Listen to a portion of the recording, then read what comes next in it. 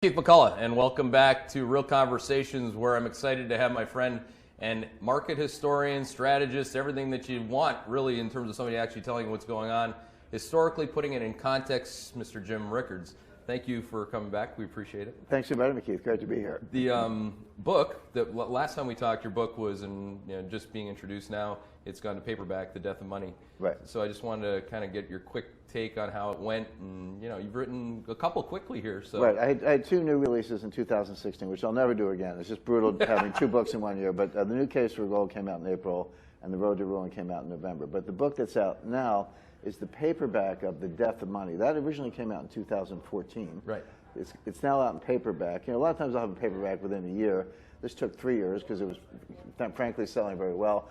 But we have a new preface in the book with brand new material. So really? For those who didn't buy it the first time, or even if you have the hardcover, there's new stuff in the paperback about insider trading ahead of 9/11. What happened is I wrote a chapter in the book about insider trading before 9/11, my involvement with the CIA and Project Prophecy, and that was pretty detailed. After that was published, people started coming forward, reaching out to me, saying, I saw some insider trading, let me tell you my story. And candidly, one guy, he really wanted, he didn't do anything wrong, but he wanted to unburden himself, in effect. He told me his story in tears. And I included that in the book, so it adds to the weight of the case, which is really beyond debate. There clearly was insider trading. But there's some new stuff in the paperback of The Death of Money. Did you use his name, or did you keep it in? I don't use names in situations like that. But he's a very well-known top sales trader, one of the primary dealers, and he covers sovereign wealth funds. So he covers the biggest accounts in the world. So this guy's a serious player in the U.S. government securities market.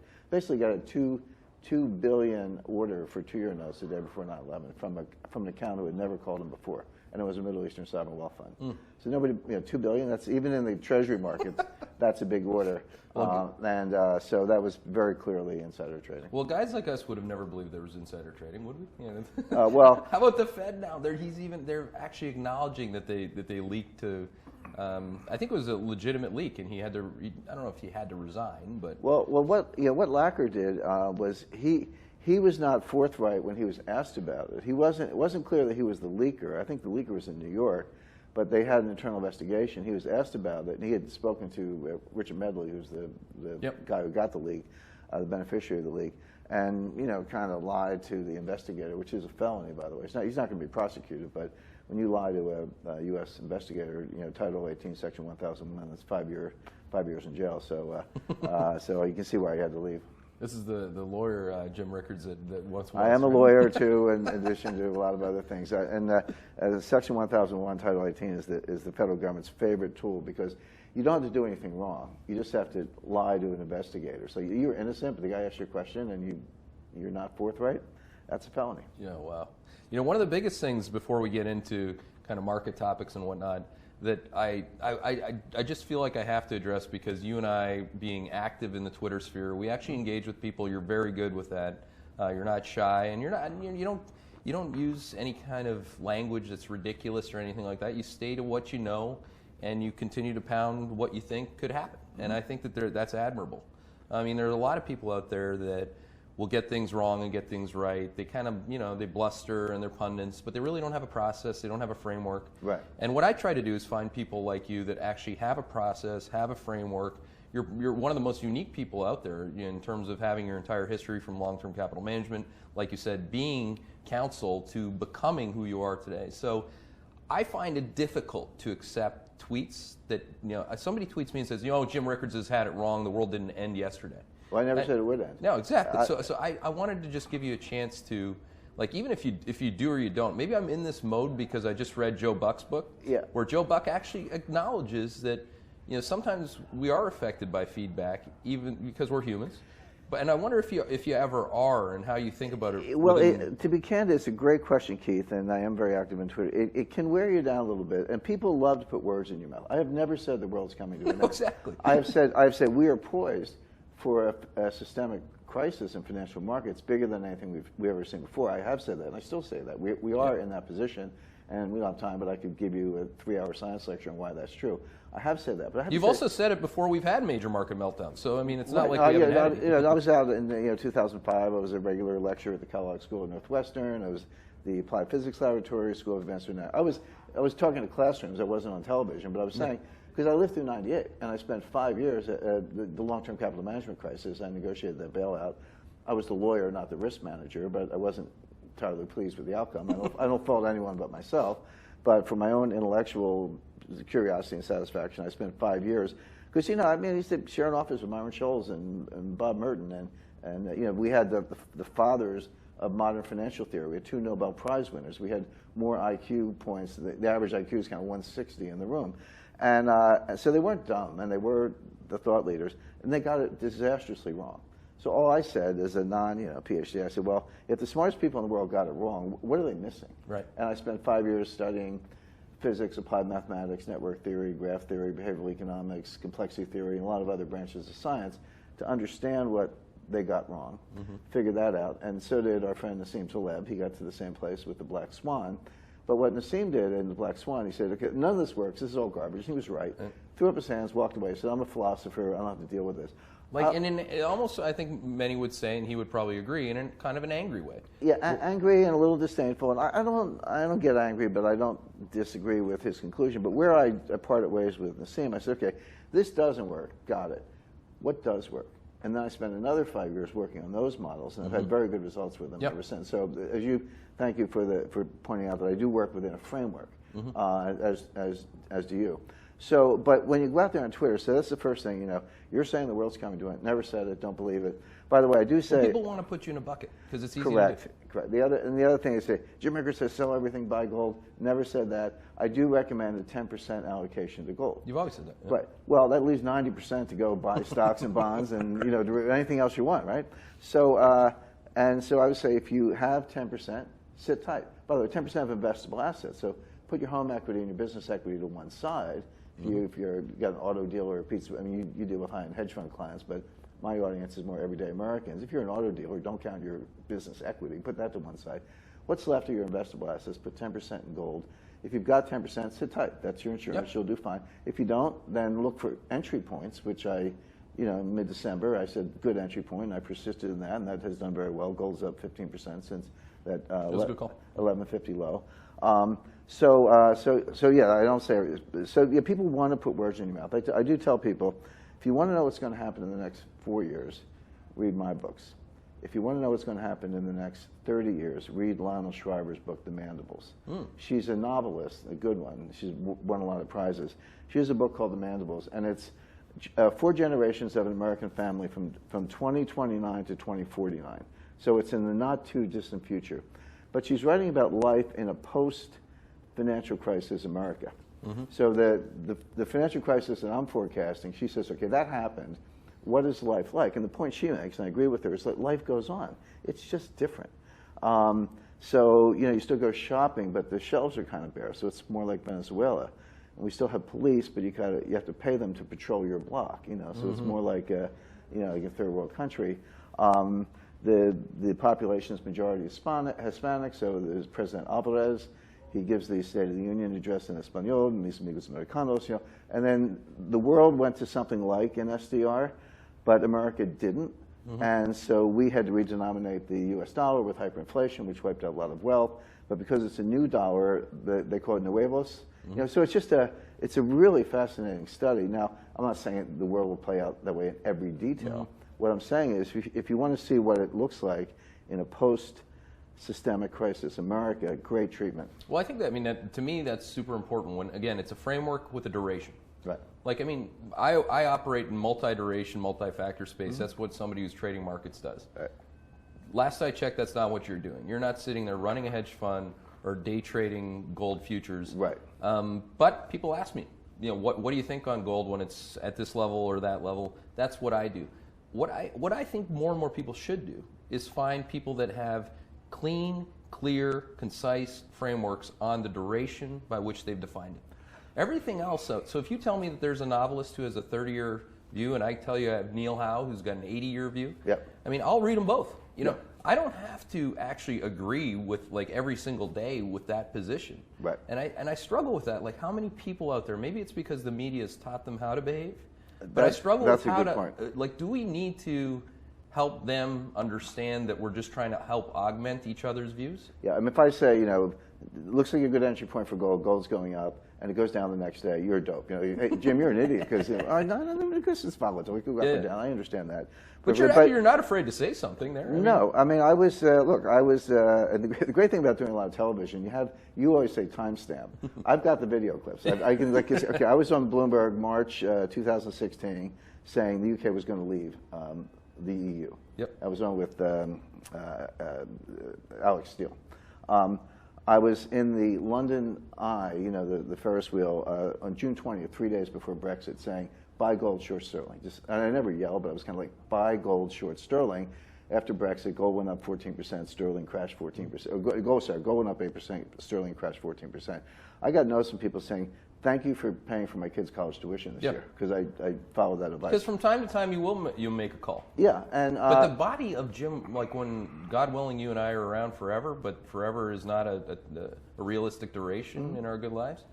I mean, when we're gone from this game, I would much prefer people remember you for everything that you've contributed as a body of work across disciplines, and as an author and as a teacher, than trying to make like one-off calls. I mean, hopefully my legacy is the firm that I build, but I mean, if I get evaluated on I have 3,800 timestamps. Right. You know, there's some horrible timestamps in there. There's in fact many horrible timestamps.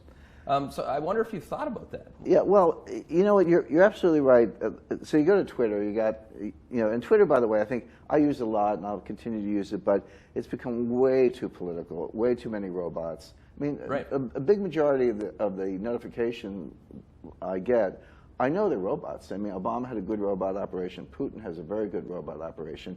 I'll say something about Russia, and I'll get 30 tweets. So it's like, I know you people aren't following me, but you are robotically scanning 200 million Twitter feeds in real time with a lot of computer power, and you know I stepped out of line according to you, and it came back. Now, like I care, right? I don't really care what they say.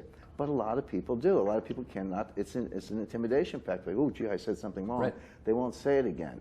And that intimidation factor, that kind of neo-fascist, you know, bubble, has really infected Twitter. Unfortunately, I'm pretty good at spotting robots because I've been doing this since 2009. But I don't blame people for being a little beaten up. So that's the bad side. The good side, I got an email from a gentleman this morning who is severely dyslexic, and he thanked me for doing the audio version of The Road to Ruin. Oh, really? Because we have audiobooks on all the books, but the last couple I've done myself, and it's hard. You go in the studio for like 3 or 4 days. Yeah.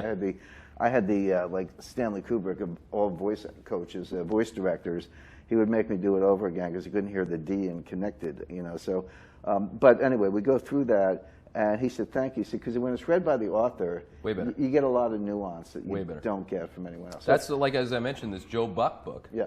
You know, because I try to read 2 books at a time. It's a little bit too much detail, but you can do that if you're listening to one on Audible when you're running or walking or whatever you're doing. So Joe Buck actually read his book, and that was super important. I mean, the guy's dropping F-bombs and everything else, and it does actually. It's kind of entertaining to hear the guy that you. I think he's a great broadcaster. I agree. Yeah. But for him to be so, you know, for a guy to tell it like it is through his own voice is invaluable. Right. So that's a great thing. You have to do this now for every book, I guess. Well, yeah, I've done the last 2. I'll keep doing it. Actually, it's hard work, but I actually like doing it, and I know the readers appreciate it. But those little thank you notes that come in, that's awesome. Yeah. That offsets all the trolls and the robots and all that stuff. So. Yeah, that's good. Well, getting back to what people really care about, which, right before we came in here, you said you wanted to talk about your view on kind of Fed fund futures, mismatches. You were one of the only people who said before, it was like one of the most epic moves in short-term Fed fund futures, that March move. But you, from the beginning, said, look, the Fed's going to raise in March. What do you, McFly? Beginning, and again, I have newsletters, I have TV interviews, so this is all, you know, as you say, timestamp. So end of December, I said the Fed's going to raise in March. Right. The market gave it a 28% probability. So just look at the Fed funds futures implied probability of a March rate hike from December to March. Just look at that chart. Yep. It goes like this, 28, 30, all through January, all through February, until the last 2 trading days of February. Then it goes boom, it goes vertical, ultimate hockey stick to 90%. So I started at 75% because I use Bayesian statistics, so I update. You know, you never want to say 100, that's silly. I started at 75% in end of December. I got to 80, then I got to 90, And the market kind of came up and met me here at 90. Then we all got to 100 because the day before we all knew that the Fed was going to raise rates. So that gap, between 28 and 80 for 2 months that persisted. And I'm not smarter than anyone else. I have a model, which the Fed told me. It's not like I invented this model. Like the Fed is telling you what they're thinking, what they're doing, what they're looking at. It's just that nobody's listening. Right. And the markets, you should only listen to 4 Fed officials. Listen to Janet Yellen, Stan Fisher, Bill Dudley, and Lael Brainerd. That's it. Dudley told me that. It's like, I dinner with him. He said, these are the only people you should listen to. He said, don't listen to any of the regional reserve bank presidents except me. And I agree with that. I have it from insiders at the board that they don't really. So they're all smart people. Like Loretta Mester and Esther George and Jim Bullard and Eric Rosengren are running around giving speeches. Save your time. Don't waste your time. I mean, again, smart people. I'm not saying that they don't have interesting views. They do, but they have no impact on policy. Zero. So look at those 4. They're the only ones who matter. And so it's really simple. You can do this at home. The Fed's going to raise rates every March, June, September, and December, 25 basis points until the middle of 2019, until they get to 3.25. So that's your baseline. They're just going to do that. There are only 4 reasons why they won't, but it's not data dependent. They told us the reasons. One is if you see job growth below 75,000, which is a very low bar. Like if jobs came in at 100,000, people would get all spun out. Oh, gee, the Fed's not going to raise rates. No, it's 75,000. That's the number. The second one is if you actually have a recession, so 2 quarters of negative GDP. Right. 1 quarter is not enough because everyone will say it's weather related, and all that jazz. So an actual recession, which would probably be too late then. The third one is disinflation. So they use PCE core year over year. So this is not me making up the tellers. This is our benchmark, right? It has been getting closer to 2%, which Yellen has been struggling to get to for 6 years, forever, right? If you see that back up, it starts going down, gapping down to 1.5, 1.4, that might be a reason to pause. And the fourth one is an extreme tightening of financial conditions. By extreme, I mean Fed does not care if the S&P goes down 100 points. Does not care. Dow goes down 1,000 points. Doesn't care. If it's because that's a 5% move from current levels. If it's more than that and looks disorderly, so you see it draw down 6-7%, not just that over time, but it looks really disorderly. Like that would be a reason. And we saw 2 examples of that. August 2015, after the shock Chinese devaluation. On August 31st, 2015, if you were on vacation or taking your kids to school, it looked like there was no bottom. And then the Fed came in with a happy talk, the forward guidance, backed off on the September 2015 liftoff, which they eventually did in December, and that was enough to get the stock market going back up again. The other time, February 10th, 2016, from January 1st to February 10th, 2016, the market went down 11%. Again, looked like no bottom, and then they came out with a happy talk in the Shanghai Accord, and what they did then was they weakened the dollar, and that had very powerful explanatory power from February to June. Huge. None of this stuff lasts forever, but the weaker dollar, stronger euro, stronger yen trade from the end of February, because they met in Shanghai and did this on the sidelines, to June again, and then that was enough to get the market back up, if you see that. So those are the 4 pause factors. By the way, look for the word pause, because that's the Fed's inside word. This is what Dudley said the other day. So there are 4 pause factors: an actual recession, job growth below 75,000 for at least 1, maybe 2 months, disinflation, PCE core year over year going the wrong way, or a greater than 5% drawdown that looks scary. Yep. If you see one of those 4 things, certainly if you see 2 or 3, they will not hike. If you don't see them, they will hike. And so right now, I don't see them. Stock markets, it peaked March 1st. It's gone sideways since the middle of February, but it's not crashing. Disinflation, take your pick. It looks like it's kind of hanging in there. Well, on a reported basis, inflation, because it compares against the deflation of last year, the low prints, you're going to have year-over-year high inflation, even though market signals are starting to signal inflation. Okay, good point. So those will be up there. Take that off the table. Job creation looks kind of strong. It's not going to be below 75,000, the other factors not in play either. So the point is, you don't see the 4 things that would cause them to pause. So you think they just so you don't see a recession, you don't see a disorderly market, you don't see job creation fall below 75,000, and you don't see disinflation. So therefore, they're going to raise. It's simple. Now, what will happen is we'll get to the end of May, right? And we talk about a June meeting, June 14th. Skip the May meeting, do the June. Yeah, they won't raise in June. May. Sorry, they won't raise in May. So we'll get to the end of May. The market's going to be poking around 30, 40%. They're going to do the same thing they did. They're going to give 4 speeches in 4 days. By the way, what was it that caused the Fed fund futures? You mean the market's poking around just so that people aren't watching this? But I mean, or don't stare at Fed fund futures. You mean the Fed fund futures are poking at 30 to 40%? Implied probability of Fed fund futures, right. Exactly. So if it's not where it needs to be, then they got to hustle. They'll make it. Why did it go from 30% to 90% in 4 days? Nothing changed. What happened was they gave 4 speeches. Lael Brainerd, Janet Yellen, Stan Fisher, and Bill Dudley all came out and gave speeches. And Yellen, I've never seen her more blunt. She said, "We're going to raise rates, pretty much." And the market goes, "Okay, we get it." Yeah. So this is like rope-a-dope. It's like the market keeps falling for the same. But so is the market dumb? It's not dumb. But here's what the market's missing. The market has the causality backwards. They assume that when the Fed raises rates, the economy must be strong. Well, if you do the regressions, 40 business cycles since the end of World War II, that has been true. There's a very high correlation, between the economy stronger and the Fed raises rates. But that's because the Fed follows the economy. The Fed never leads the economy. The Fed follows the economy. They raise them too late. They cut them too late. That's why we have these business cycles. But they're pro-cyclical in market speak. Correct. Until they're not, until they go too far. And then embarrassingly pro-cyclical, then they're the catalyst. Right. So people are saying, okay, well, the Fed's raising rates, so the economy must be strong. No. They're raising, for the first time since 1937, they're raising into weakness. And the reason is that it has nothing to do with the business cycle. It has to do with the fact that they're playing catch-up for Bernanke's failure to raise in 2010, 2011, when he should have. If the Fed had raised 25 basis points every other meeting in 2010, the market wouldn't have cared. We were at the early stages of an expansion. Right. Now we're at the late stages of an expansion. This expansion is it's going to be 7 years old in 2 months. So it's 92 months. Sorry, 8 years old. I misspoke. So it's going to be 8 years old. Right, 92 months. Average expansion since 1980, which is a period of long expansions, is about 80 months. Now, I take the point that expansions don't die of old age. I understand that. Australia has not had a recession in 25 years, so it can be done. But the fact is, this is getting long in the tooth, and there are lots and lots of, we haven't really got into the growth accelerating, growth slowing but there's lots of data, at least I see, that says that they're tightening into weakness, and they're going to cause a recession. Now, the weakness that you think, I mean, and I think that people that are looking for you and I to jump up and down against each other are going to be sadly mistaken. But the reality is that our model, which is a predictive tracking algorithm, you're familiar with it. It actually has the biggest component of growth accelerating, which most people who don't model it either using base effects or Bayes, which we both use, I think. Yeah, yes. So Bayes for me is the 30 data points per month in the predictive tracking algorithm. So when I say that the growth is accelerating, it's accelerating against the prior year slowdown. Yeah. So what you actually have is the biggest slowdown, to your point, last year was really in the second quarter.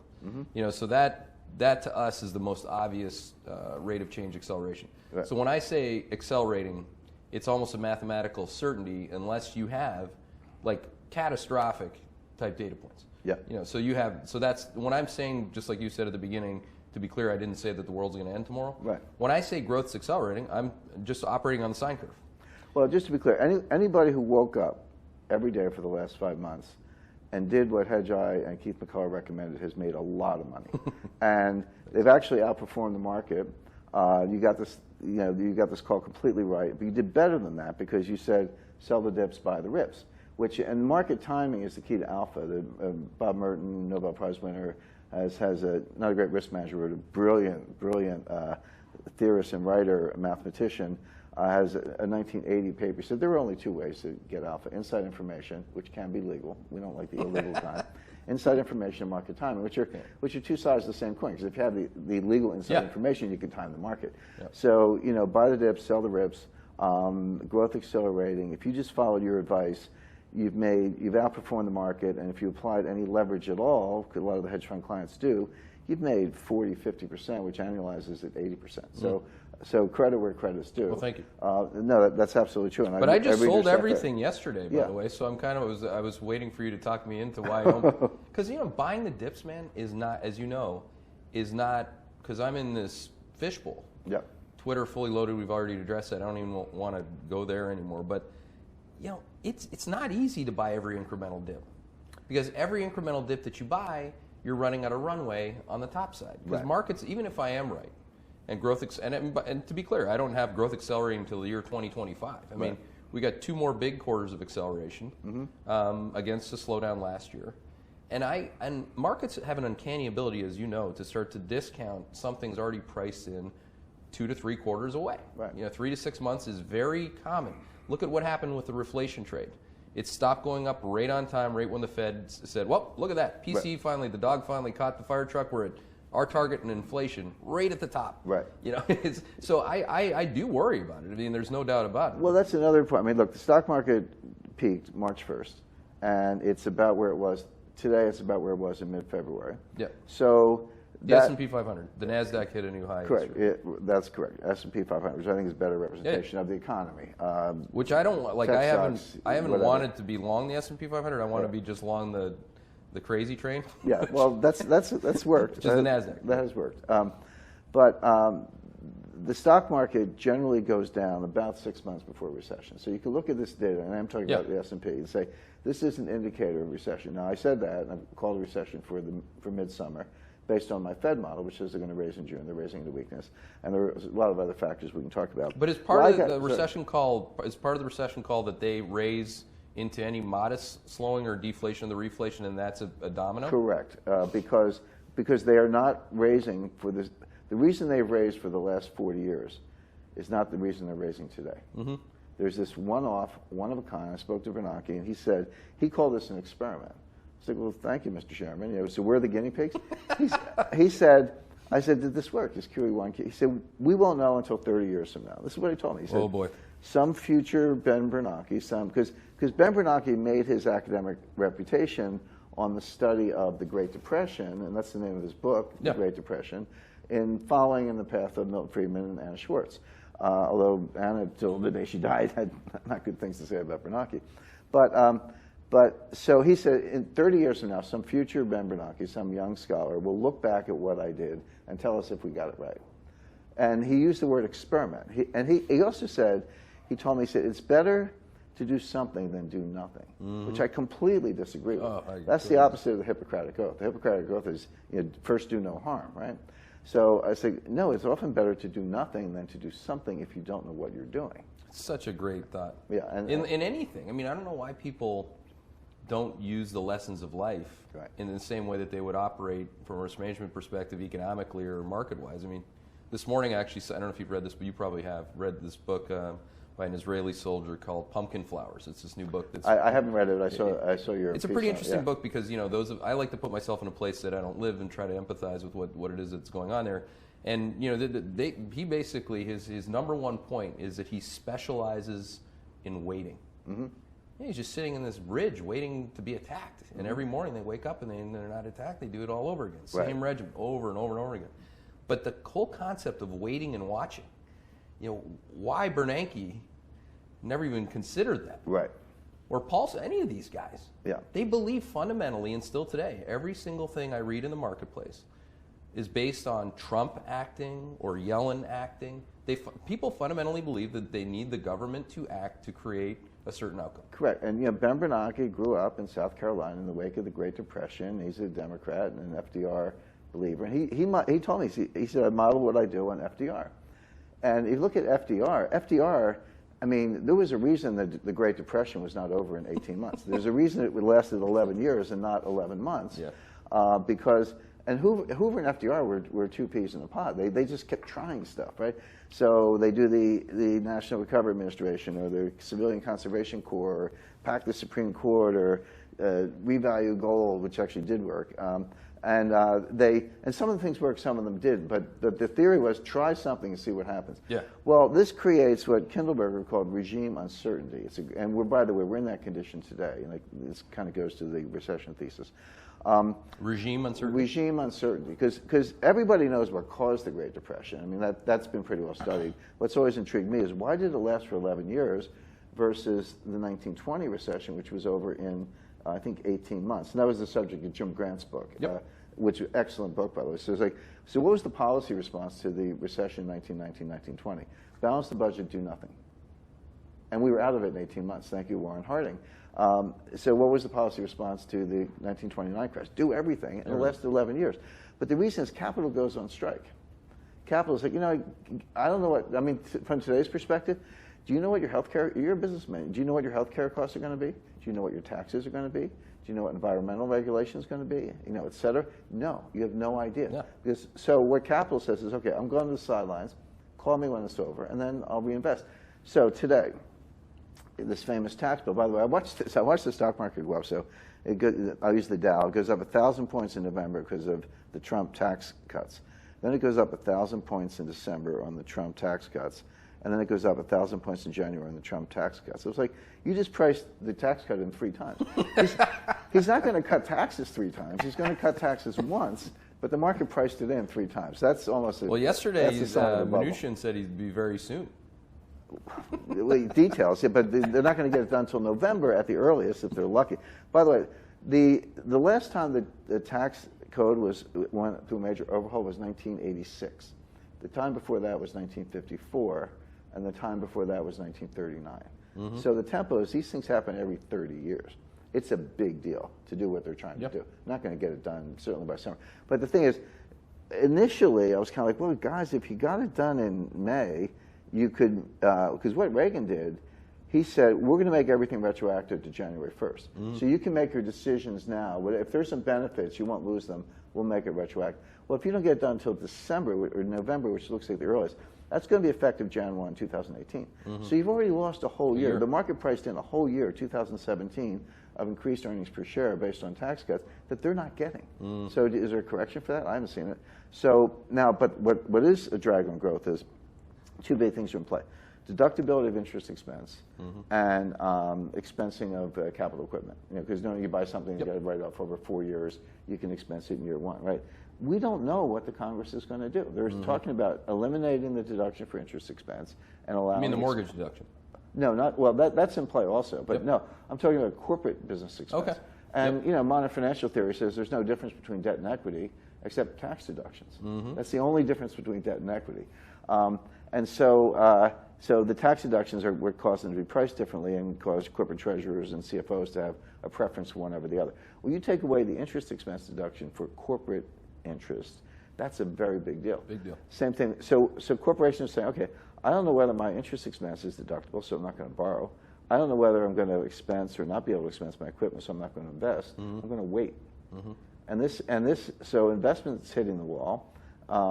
Commercial loan creation is dropping precipitously, but this is because real business people in the real world don't know what the deal is. Right. This is regime uncertainty. This is going to kill growth this year, among other things, plus the Fed tightening. And we'll see what happens next year. It's also why I don't disagree with that, by the way. I mean, we have our Washington policy team. We bought Potomac Research Group. And I go meeting to meeting saying, yes, I'm buying the NASDAQ. I'm buying growth stocks because I think profits accelerate in Q1, Q2. I think GDP continues to accelerate off the lows. And if you have concerns about Trump not getting it done, I'll give you 10 more.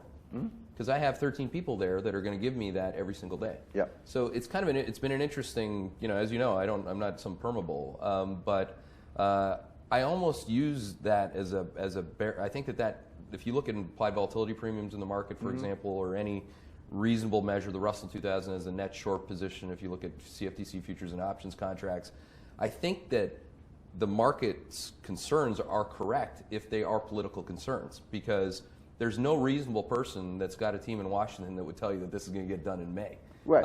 Not even close. But what happened to Steve Bannon's $1 trillion infrastructure plan? Right, that's not there. So it's not there. And then now the most recent was, maybe it'll be $400 billion. And, and by the way, the Congress, I don't get the tax thing. I mean, I understand the technicals, but the Congress said any tax cuts have to be revenue neutral. So if you want to take personal income taxes from 39 to 33 and corporate taxes from 35 to 25, you got to pay for that. Yeah. So they're looking at mortgage interest expense. They're looking at carried interest on it. They're looking at a lot of things. Well, because it's so we have Paul Ryan's just most recently chief of staff. He just left, and we have him on retainer. Okay. So he his name's Hoppy. David Hoppy would basically say that there are 2 third rails that you cannot touch if you want to get anything done. in the Republican Party. One is abortion, which was surprising to me what the numbers were in terms of how many people just will not vote for certain things. And then there's the $2 trillion non-balanced budget in 10 years. Correct. So that $2 trillion, that's why they keep bringing back this bat, because it takes a big... They're going to do the bat. Takes a bat out of the $2 trillion. So you're saying bat or bat? No, the bat. Okay. Like that's why they keep talking about the bat, because the bat is attractive because it can reduce the $2 trillion deficit. My best information is the bat's going to fade, but they're going to do the bat. The bat, yeah. The bat. That's true too. But because the Congress, by the way, these things don't come out of the blue. The Treasury has had the Treasury's had the VAT tax legislation on the shelf for over 20 years. This is shock doctrine in Naomi Klein. They're just waiting for the opportunity. So these like permanent bureaucrats, they've always wanted the VAT, but they know that the American people hate it. Yeah. So they're like, well, they're just looking for a chance. But now they have a chance because if Trump does all the other tax cuts, they'll go, well, that's pretty good. Bring in the VAT. This is the most regressive plan you can think of. A VAT tax? Well, if you couple a VAT tax with a cut in the individual income tax rate, because who benefits from going from 39 to 33? Rich people. What's the marginal propensity to consume? It's really low. Like billionaires are already spending all the money they want. Their lifestyle is not going to change if you cut their taxes. They're just going to pay less. You throw a VAT on, who does it affect? The poorest people in the economy, right? Exactly. With the highest propensity to consume. So you're going to kill consumption. People forget the numbers. I mean, first of all, they haven't. It's nothing against them. They're just told this all day long. There's no actual numbers. But the median consumer in America, let's take somebody like my dad who's a firefighter, makes $50,000 over the years of his life. That's what he makes, and definitely that's where their pensions are at. Right. If you take a retired firefighter like my dad, but they make $50,000 and they got to spend $49,000 just to pay their rent if they rent, or their mortgage, food on the table, gas. Right. Yeah, they don't have any room.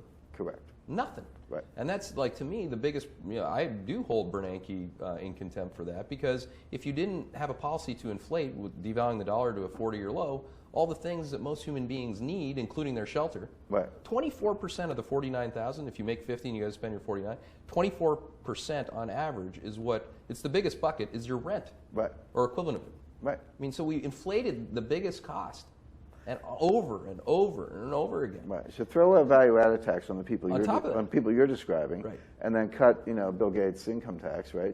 He's not going to spend any more money, so you're not going to get any. Oh, he's going to give his money to them. You're not going to get any bang for the buck. Well, we have, and thank you for staying with us. We have, we're going to take a full QA here. So, Jim, I hope you don't mind that I could sit here talking to you all day, obviously, but. Maybe I will, but I'll just try to fish through some of these questions. Once Mr. Rickards talked with Geithner about a new way to try to reinflate. What was it about? I spoke to Secretary Geithner recently. We didn't talk about reinflation. What we talked about, my question to him was, I said, Mr. Secretary, we hope this doesn't happen, but if there were a systemic crisis tomorrow, what would the policy response be? Because the point I make, and I sort of preface this, in the last crisis, the Fed took their balance sheet from $800 billion to $4 trillion, right. And they cut rates to zero. The problem is they're still there. They have not normalized, right? So the crisis is long gone. There's plenty of liquidity in the system. They should have started to normalize. In my view, I was on CNBC Squawk Box with Joe Kieran in August 2009. I thought you were just going to say that you were just on with him last week. No, it was not. The probability of that is low. Very low. I think you and I actually together were probably, maybe you're not, maybe they've unbanned you, but no, I was on 50 times between 07 and 2011. That's when I was on. They lost my number. I actually invited, we got to get him on. Yeah. And then I guess they both got it. But I happened to be on August 2009, and there was a Fed meeting, and Kevin Warsh was there, and Joe said, what should the Fed do? They should raise rates, 25 basis points. Tiny, make it clear this is not like an aggressive tightening. But I said, there's no liquidity crisis. I've never seen so much money. Now, unemployment was 10%. The economy was pumped. Right. But there was no reason not to normalize. Anyway, the point with the conversation with Geithner, I said, okay, if the Fed had somehow got the balance sheet back to $800 billion, I'll give them $1 trillion, right? I'd be the first one to say, nice job, guys. You saved the world and you normalized. But they didn't. So I said, what are they going to do? Go to $8 trillion? $12 trillion? Where's the invisible confidence boundary where people just say, like, oh, this is a joke, I'm out of here, I'm out of the dollar? Or will they go to SDRs? In other words, because the IMF has a clean balance sheet. They're leveraged 3-to-1. They could print, a couple trillion SDRs. They're worth about $1.50 each, and just flood the zone with those. I said, so what's it going to be? He said, neither, and this surprised me because I thought he would say some nice things about the SDR because he's a SICE guy and worked at the IMF, and he knows. He's one of a handful of people in the world who actually understand SDRs. That's all he's ever done. Right. Is work on these things. But he didn't, although I don't know if he was being cagey or not. He said they're going to use guarantees. So, because this is my Einstein scenario, you're going to have to the master redemptions, money market funds. You're going to have to close the money market funds, and people will go to the banks, and they'll have to close the banks, and then they'll sell stocks, and you have to close the stock market. You have to lock down the whole system because the demand for liquidity just moves from vertical to vertical, and you have to lock them all down. So that's ICE 9. And this all happened before, by the way. So we have a question on ICE 9, by the way. Okay, well, your I'm sort of viewers jumping ahead. So he said, no, what we'll do is we'll just guarantee everything. He said that? Yeah, which they did do effectively, yeah. To some extent. Well, no, they guaranteed every money market fund in America. After that, that reserve fund or whatever broke the buck around the time of Lehman. They didn't have to. That's not the law. They guaranteed every money market fund in America. They guaranteed every bank deposit in America in excess of the insured limit. You had $250 at the time. They said, hey, you're a small businessman, you got $1 million in the bank today, guaranteed. So, and that kind of worked. And then they took the balance sheet up and they did all this other stuff.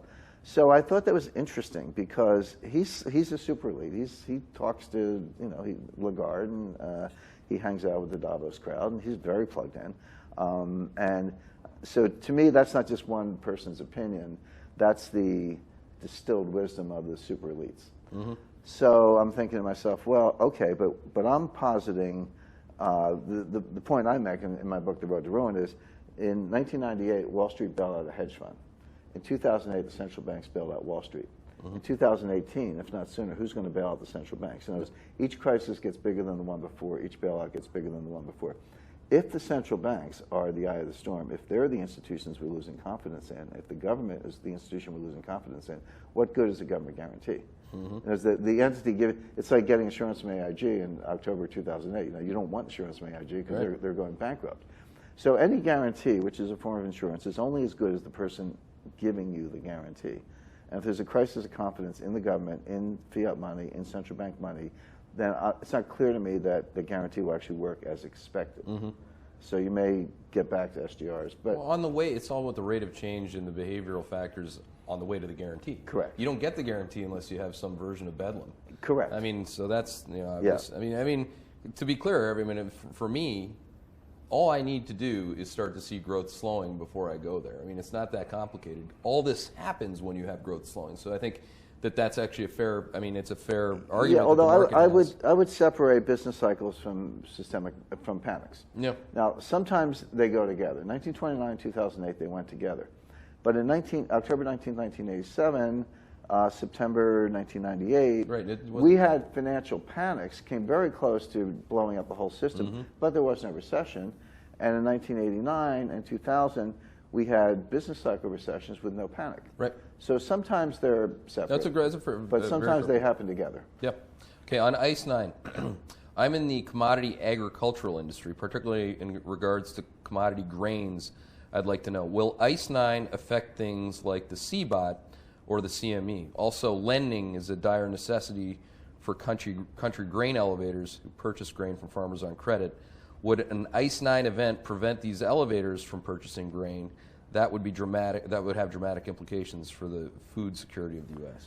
Sure. The most vulnerable contract is the COMEX gold futures. That one you can forget that. They're just going to shut down the exchange because that could happen tomorrow. You don't need a full-on panic. By the way, before you go on, can you just remind people the Kurt Vonnegut metaphor? Sure. So ICE 9 is a concept that I stole from Kurt Vonnegut, but that's what authors do. You build on what's there.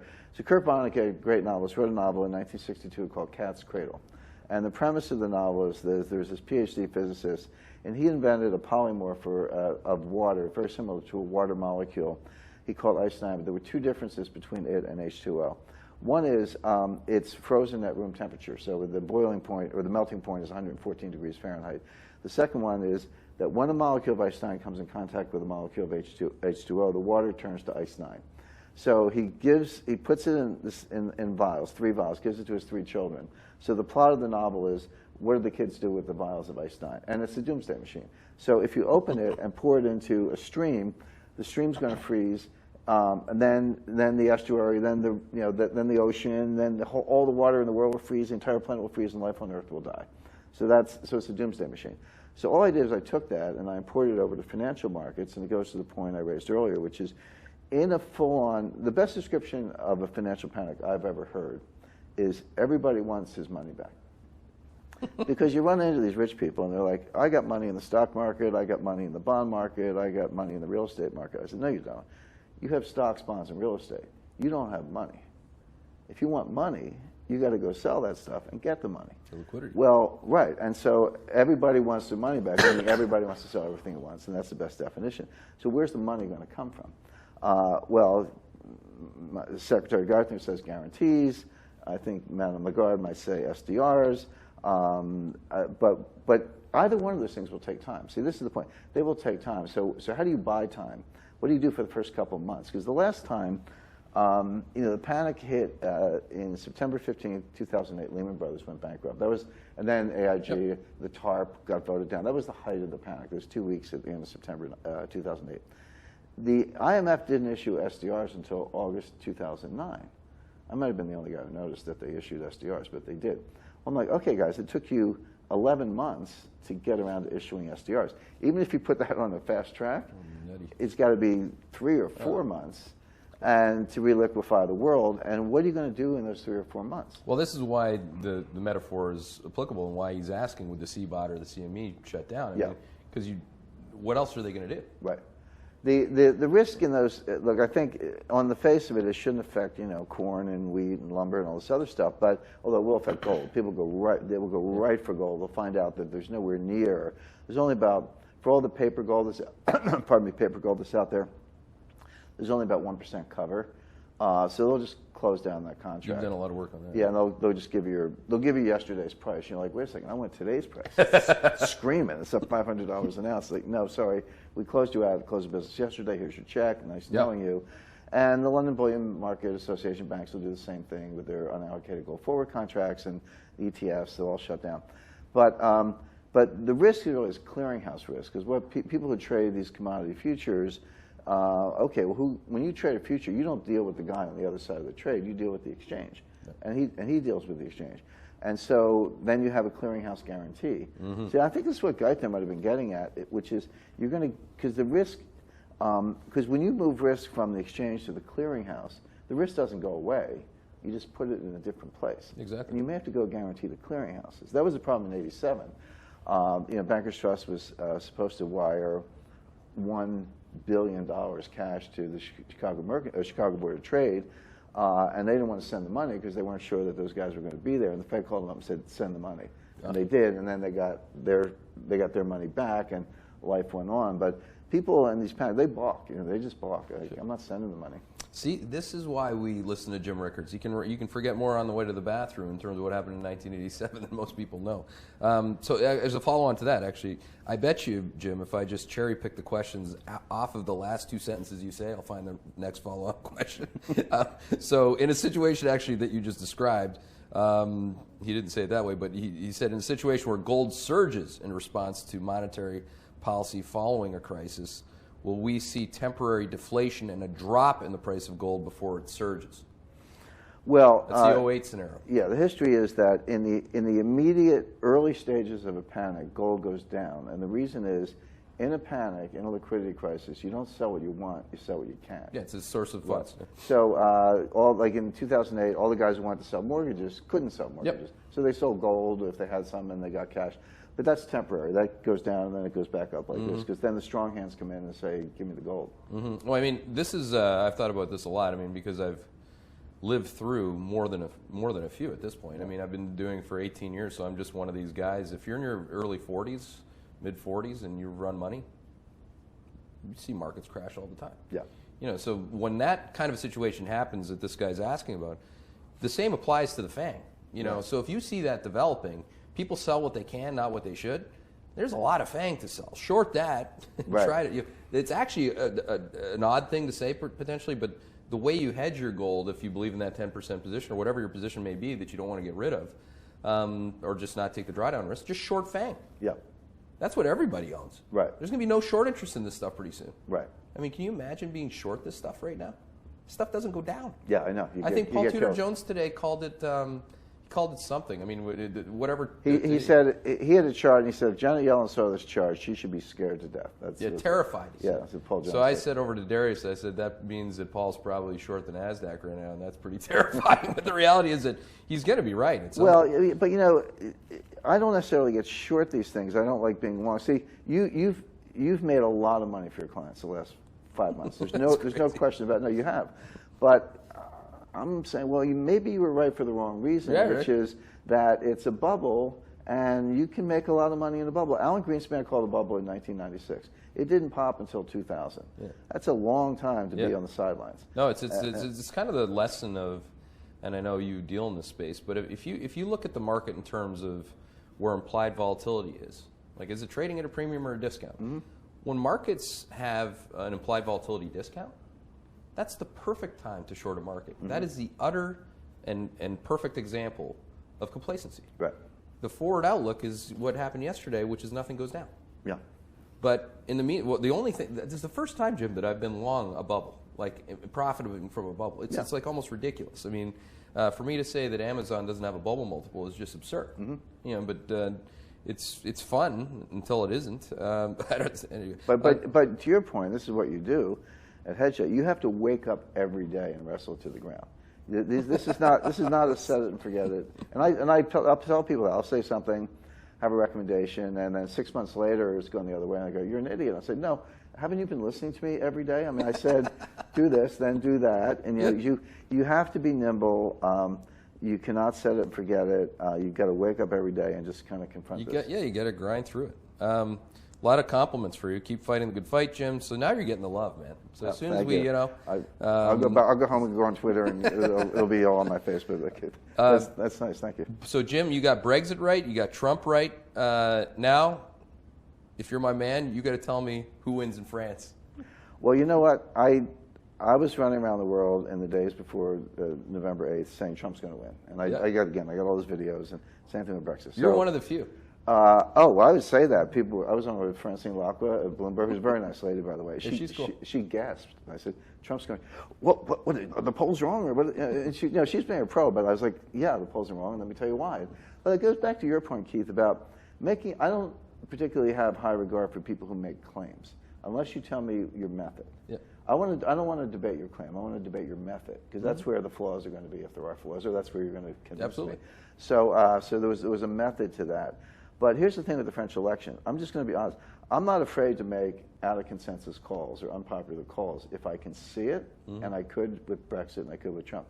This one is genuinely too close to call. I mean, I'm going to go with consensus, say, Macron and Le Pen. But there are four leading candidates. They're all neck and neck in the polls. There's a 30% undecided, and we had a terrorist attack yesterday. That's jump ball. Yep. So with four candidates, you have six possible outcomes for the runoff. So if it's Macron and Le Pen, probably Macron wins and it's all good.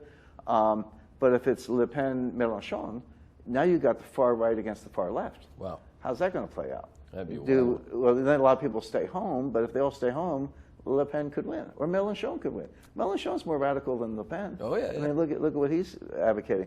And then does Fillon sneak in there somehow? Is Fillon Macron? Who knows? But it could really. What I've said to my readers is, okay, I got six possible outcomes. A couple of them, they all end up being okay for the euro. Here's the opportunity. So I agree with that. Let's put this in. I just right before this meeting, I covered my euro short, and I sold my NASDAQ. Yeah, I like the euro. So because it's like the scenarios. Actually, go ahead. I was going to make the point that. So let's just say it's Le Pen, Mélenchon, right? I think we could guess that the euro is going to plunge on Monday. Okay. Oh yeah. I'm a buyer. Here's why.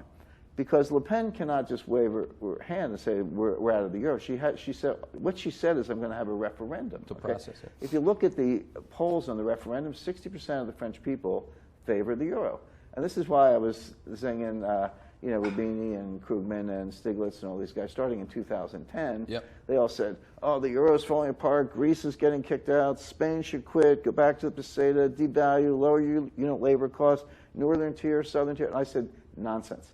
Nobody's leaving. The euro's here to stay. It's a Hotel California you can't check out.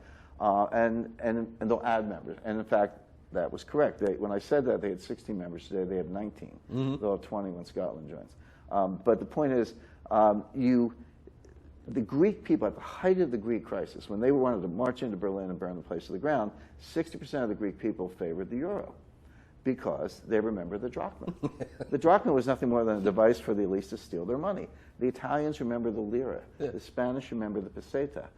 The French remember the franc. None of them want to go back to that. No. So even if these nationalists, because the reason Le Pen's got strength, it's nothing to do with the euro. It has to do with immigration. Mm-hmm.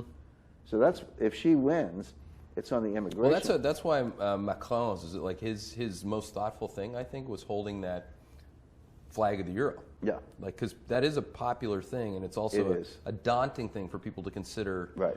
Losing that stability. They don't want to leave the EU or the euro, but if she wins, it'll be because of immigration, and then she'll have a referendum. The referendum will lose, and you're still in the euro. So it could be a good buying opportunity. Mm-hmm. All right. I'm a Canadian. This Canadian, you want to get in here. You tell me you're Canadian. I'm definitely letting you get this Q&A is huge. You have so many questions, and they're so broad, which speaks to how good you are. I mean, you answer with specificity and process, obviously. So I'm a Canadian, and I'm looking to buy 10% of my portfolio in gold via Sprott Physical Gold. Is it better I buy it from U.S. listings or in Canadian dollars on the Toronto listing, or does it even matter? Yeah, look, I'm bullish on gold. I'm not going to get into recommending specific. I know Eric Sprott. I know Rick Rule. I know those guys. They're good guys. I like them as a firm. I don't want to get in the business of recommending specific tickers. I do think that the bigger question, though, is like people really do struggle with how to execute. Like absolutely. So if you're Canadian and you want to take 10% of your, what would you do? I'd buy physical gold. I'd buy Maple Leafs or bars. That's what you've always done. I'd buy bars from the Royal Mint of Canada. I'd buy Maple Leafs. Put them in non-bank storage. There's a high conditional correlation between the time you really want your gold and when the banks are closed. So don't put them in a bank. And I was in Zurich talking to non-bank secure logistics people, but the people with the vaults basically. They can't build them fast enough.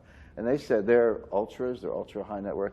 They're taking their gold out of Deutsche Bank, UBS, and Credit Suisse, and they're moving it over to whether it be Loomis or any other non-bank operator. It's the same gold. There's no more or less gold, but they're getting it out of the banking system. So I would say physical gold, non-bank storage, safe place. I'm not dinging anybody, but all the paper gold is vulnerable as far as I'm concerned. Yeah, you've been consistent in saying that. Here's a good. I don't know. I didn't even know this book existed, so maybe I should read it. I just read the book Gold Warriors, which led me to believe that there is much more gold, Jim, than we think is in existence. Some 80,000 tons was sacked by the Japanese from Asia, China, Korea, Malaysia during the turn of the century and was hidden in the Philippines and later recovered. Have you heard of this story? And if so, do you believe it at all, or have you heard of anything substantial to this? This is the Yamashita gold named after General Yamashita. I've heard the story. I've seen. Here's the thing. Interesting story. Zero evidence. It's like aliens. It's like my sons watch. We're at a hockey tournament. And this History Channel thing on Fort Knox, how the gold's not there? Yeah. Like, he definitely believes it's not there. Right. Look, I have an open mind. If I get I'm a Bayesian. If I get new data, I'll update my priors, right? But zero evidence? Zero evidence. How the hell does a guy write a book called Gold Warriors with no evidence? It's a free country. You can write any book you want. I mean, you could probably skewer this book. I wouldn't waste my time, but maybe. Yeah. The thing is, where's your?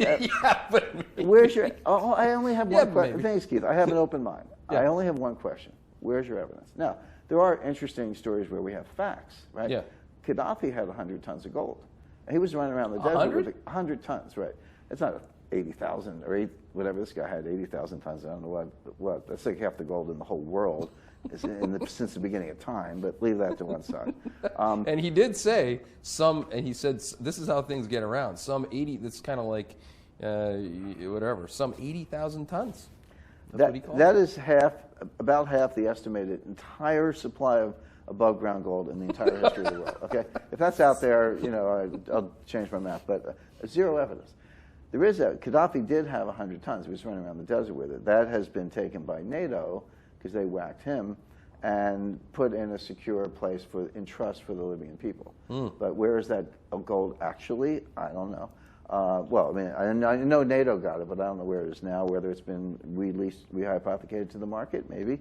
I talked to the number 2 person at the IMF. They sold, it's around 2010, 2011, they sold 400 tons. I love the fact that the IMF disparages gold, but they have 3,000 tons. Like, oh, boy. Hey, IMF, what are you doing with 3,000 tons of gold if it's a barbarous relic? Since you might know this, like who individually, because you mentioned Gaddafi, do you know who owns the most physical gold? One person? Well, the United States is 8,000 tons, and so I would say. No, I mean, one human being. One human being. No. Wouldn't you brag about that? Well, Stan Druckenmiller. Yeah, Stan Druckenmiller. He had a lot in his family office. I don't know who the biggest individual gold holder is. It's an interesting question. Maybe I'll look into that. But I think of gold.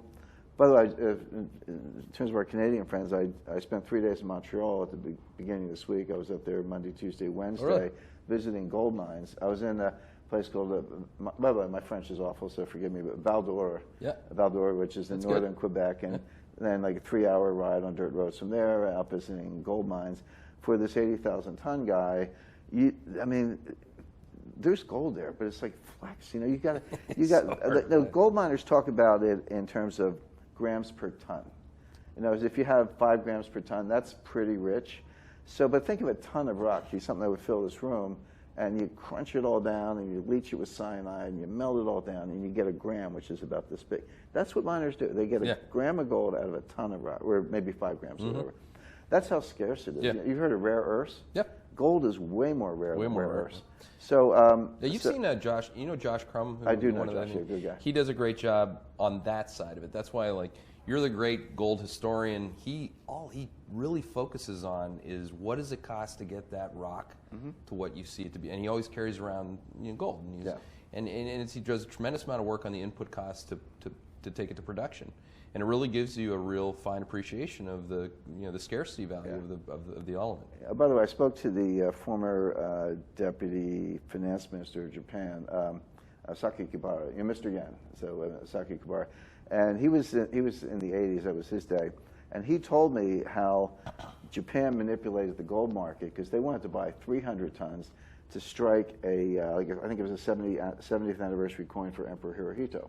So they wanted to strike a coin in honor of the emperor, and they needed 300 tons of gold to do it. So he's like, but that has huge market impact. So it was like, how do you buy 300 tons without driving the price up? Because they didn't want that. Drive it down. So they were manipulating gold futures and all this stuff, which is pretty easy. But so I'm like, well, gee, why did they have to manipulate the market for 300 tons if they have 80,000 tons? They doubt they have 80,000 tons. All that Japanese gold. Do you have time for 1 or 2 more? Sure. This is a good question. I don't know the answer. It's based on Ray Dalio's current view on populism, which I'm sure you've read. Wouldn't that be another bullish long-term A, do you agree with it? And B, wouldn't that be another long-term bullish catalyst for gold?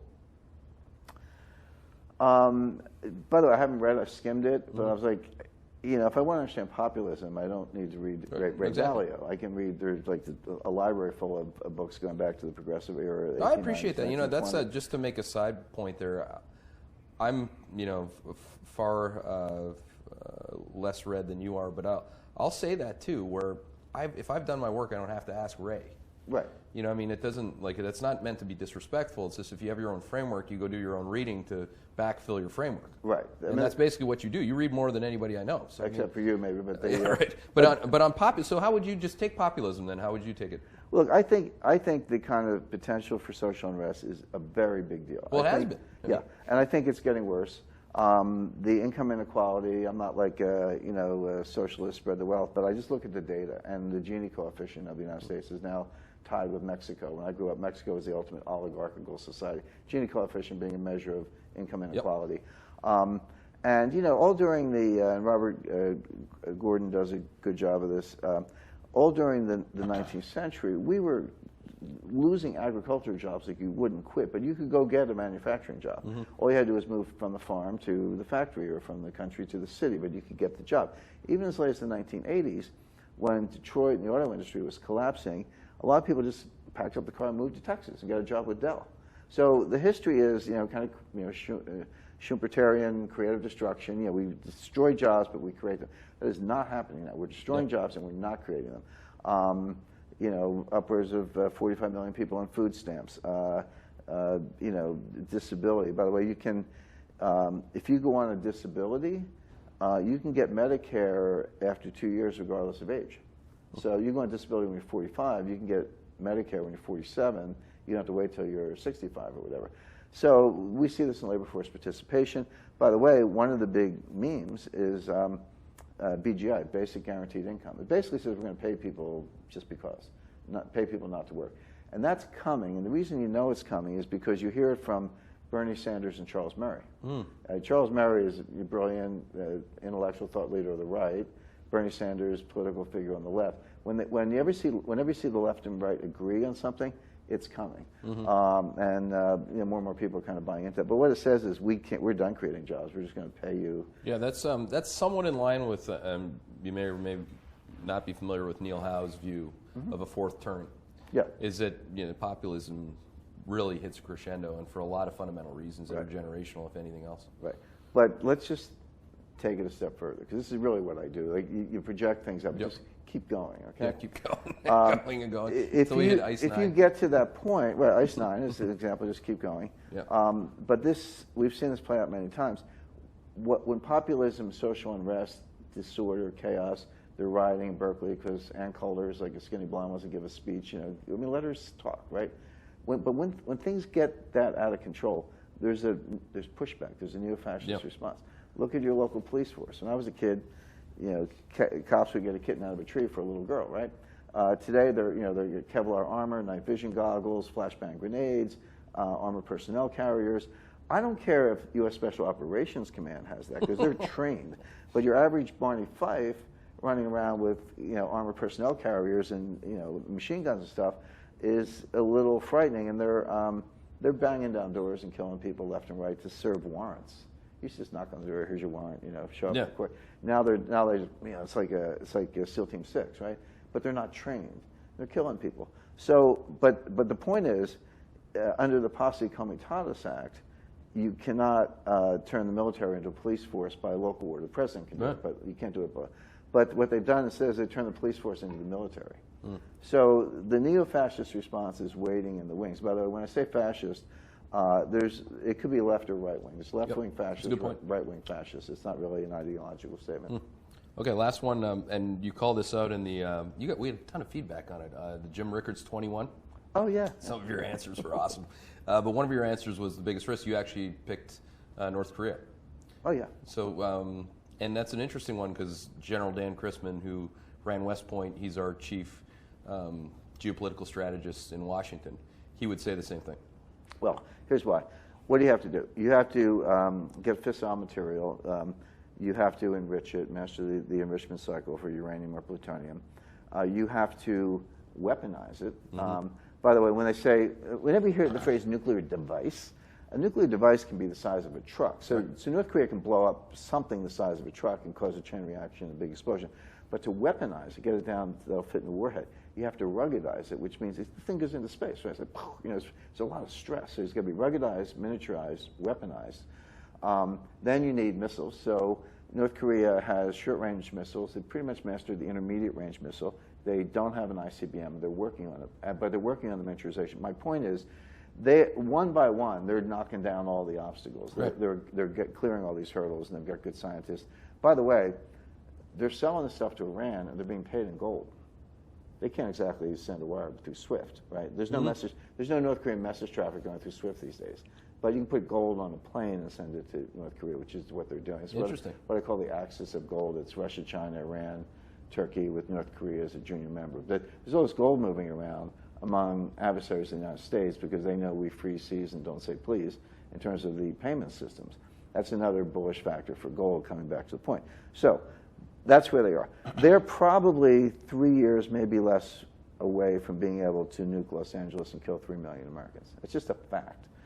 So 3 years? 3 years, yeah.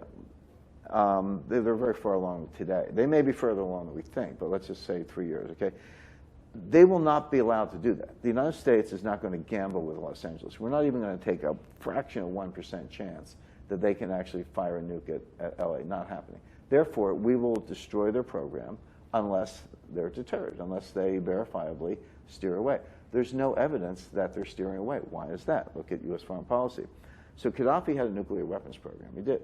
He gave it up. Mike Morrell, CIA, goes over to the AAA, and they gave it up. Saddam had a nuclear weapons program. He gave it up. He didn't have it when we went in 03, but he had it in the 90s. And that's a fact. He gave it up. So Gaddafi got a bullet in the eye. Saddam got hanged. The Iranians have a nuclear weapons program. They didn't give it up, and they're still standing. So Kim Jong-un is sitting there saying, well, the lesson is if you give up your nukes, you get whacked, bullet in the eye, or hanged. But if you don't, you're still standing. So his conclusion from looking at American behavior, we're sending all the wrong signals, by the way, is that keep your program, they won't mess with you. And he said that the other day, don't mess with me. That's what he thinks. Most wars happen, Keith, not because anybody wants them, but because of miscalculation. Two sides misread each other. So Kim Jong-un's going down a path where he says, my security, continuation of my regime, my personal safety is based on having this program. The U.S. is in a mode where we said, you can't have the program, so there's going to be a war. And now the only other player is China, and we want China to do something about North Korea, but they're not. I mean, okay, coal exports, big deal. They deployed some PLA troops to the Yalu River, that's for show. They haven't actually done much. And they're standing in the way of deploying the THAAD, the Terminal High Altitude Air Defense System in North Korea, which could actually, in South Korea, which could shoot down a North Korean missile. The Chinese don't want that because they're like, well, you could shoot down Chinese missiles too. Right. So China's just playing nice with Trump because of the whole, Trump traded currency manipulation status for help with North Korea, but he's going to find just disappointment that China won't do that much. Because if they do, North Korea will open the border and let 2 million starving people run into Manchuria, which will destabilize China. So it doesn't work out. And so basically, you're on a collision course. Trump means it. He's serious. By the way, this Moab in Afghanistan, the cruise missiles in Syria, target practice. These are just live. I mean, the serious things. I'm not belittling them, nor belittling the gas attack. But the military, you got to use these weapons every now and then. You can't just let them gather dust. So those are both messages to North Korea. Look what we can do. We're serious. Sending the Vincent. Kind of, he was the wrong way, Trump, they were heading south, but now they turned around. The Vincent, the aircraft carrier strike group is heading to the Western Pacific. Trump is serious. Kim Jong-un doesn't believe him.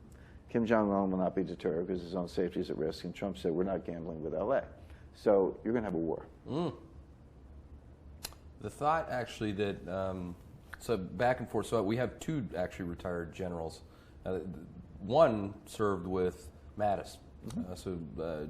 Emo Gardner was first brigadier general in the Marines with Mattis when they were coming up the ranks. And he'd say, risk number one to Mattis, who's not a Pacific general, he's a Middle Eastern general, is North Korea. In meetings, and interestingly, maybe ironically, we were in LA, we were having a meeting, General Gardner and I, and he pointed over the mountains, and we were in Pasadena. He said, you see it over there? I was looking over there anywhere, it's beautiful. I said, he said, that's how close North Korea is to rolling it out of a cave and launching it into the middle of Seoul. Right. And he goes, that is the real threat. I mean, and then he'd go on to say that really, unless you engage the U.S. that way, which he doesn't want to do, you can't only get to North Korea through China. Right. Is that right? Yeah, no, I've been, a couple things. I've been to Seoul a number of times. It's up on the border with North Korea, very close to the DMZ. It'd be nice if they were in Busan. They're an easy artillery range of North Korea. Right, so what you're talking about on the LA risk, he'd say that there's already a 30 to 60 mile capability that they have to absolutely. Launch it Their Seoul is completely vulnerable. It's a huge city. Interestingly, North Korea has a small border with Russia, 19 miles, and they're running a railroad through there, so you can do a little end run around China. But that's right. If it escalates to a point where, Kim Jong-un thinks that the threat of attack by the U.S. is imminent, does he just unleash all his fury on South Korea, in which case it makes the attack, our attack guaranteed, but you have the benefit of a preemptive attack. The guy who shoots first usually has a big advantage. So I don't see any good outcomes. Unless Kim Jong-un, disappears. No, this is definitely one to keep front center, and that's interesting. Now we all know why Jim Rickards put it at the top of his list. Yeah. So. Well, thank you. Thank you, Keith. And thanks for staying so long. We can go on and on and on. I'm sure there actually are plenty of questions, but thank you as well to all of you who tuned in. We very much appreciate it. You can find Jim Rickards at James G. Rickards on Twitter. I know that handle off by heart because I follow it very closely, and you should too. So again, thank you very much, and we'll see you again next time.